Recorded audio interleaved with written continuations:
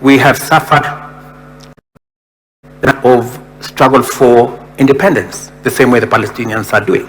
We have also suffered the challenge of terrorism, the same way Hamas visited terrorism on Israel.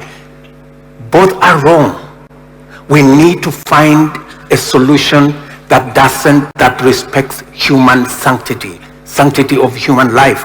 And I think the sooner we get to a table and discuss these issues, we can never get a solution through the power or the barrel of the gun. I think we need to resolve these issues because it's hurting us. It is hurting those of us in the global south.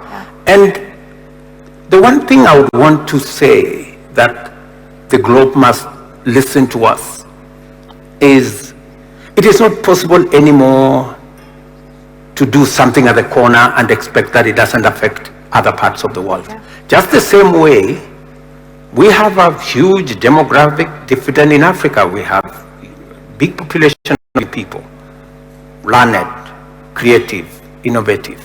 Unless we have inclusive growth, either we invest in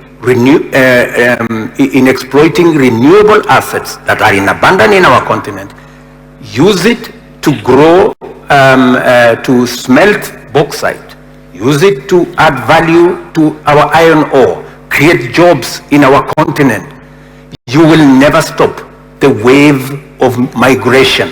It doesn't matter how high walls you build, it doesn't matter what regulations on immigration you put, it's an exercise in futility. We have a global village, we have one home we share, we better live together because this is what it is.